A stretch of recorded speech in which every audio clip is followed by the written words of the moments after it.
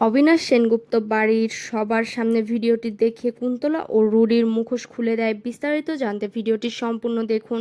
কুন্তলা সেনগুপ্ত বাড়ির সকলের সামনে দীপাকে মিথ্যাবাদী প্রমাণ করে দিলে সূর্যর বাবা, সোনা সহ সকলেই দীপাকে অপমান করে বাড়ি থেকে বের করে দেওয়ার চেষ্টা করে।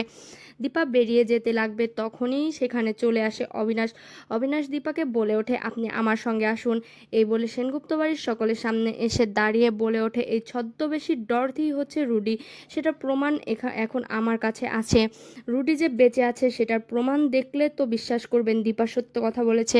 একথা শোনা মাত্রই কুন্তলা ঘাবড়ে যায়, আর সঙ্গে সঙ্গে কুন্তলা সূর্যের বাবার কাছে গিয়ে তাকে ভুলভাল বোঝানোর চেষ্টা করে। সূর্যের বাবা কুন্তলার কথায় অবিনাশকে ও দীপাকে বাড়ি থেকে বেরিয়ে যেতে বললে তখন অবিনাশ উত্তর দিয়ে বলে ওঠে, আমরা চলে যাব, কিন্তু তার আগে সময় এসে গেছে এই ছদ্মবেশী রুডির মুখোশ খোলার।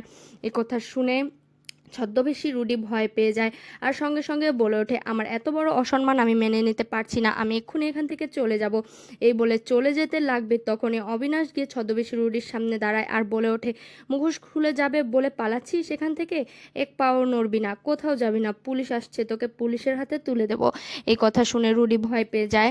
এরপর দেখা যায় অবিনাশ বাড়ির সকলের সামনে তার ফোনটা বের করে রুডি কুন্তলার সঙ্গে যখন কথা বলছিল সেই সিসিটিভি ফুটেজ দেখায়, আর ফুটেজটা দেখা মাত্রই সেনগুপ্ত বাড়ির সকলে বুঝতে পেরে যায় যে রুডি বেঁচে আছে।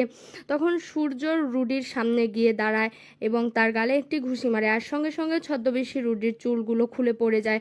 এই ছদ্মবেশী ডরথি যে রুডি, এটা সবার সামনে দেখার পর চমকে ওঠে। এদিকে সোনা এখনো রেগে যায় আর সঙ্গে সঙ্গে রুডির কাছে গিয়ে বলে ওঠে, রুডি তুমি বেঁচে আছো? এতদিন তাহলে মা সত্যি কথাই বলেছিল?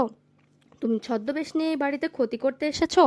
তোমাকে আমি ছাড়বো না। তুমি এবং তোমার মা ষড়যন্ত্র করে আমাদের সেনগুপ্ত পরিবারের শেষ করে দিতে চেয়েছো। তোমাদের দুজনকেই জেলে টানতে হবে। সঙ্গে সঙ্গে সোনা গিয়ে রুডির গলা চেপে ধরে। তখন রূপা ও দীপা গিয়ে সোনাকে আটকানোর চেষ্টা করে, আর সে সময় পুলিশ চলে এলে দীপা বলে ওঠে, সোনা মা, তুই নিজের হাতে আইন তুলে নিস না, আইন শাস্তি দেবে এদেরকে। তো ভিউয়ার্স, এমনটা যদি নতুন পর্বগুলোতে হয় তাহলে আপনাদের দেখতে কেমন লাগবে? আপনাদের মতামত আমাদের কমেন্টে জানাবেন। ধন্যবাদ।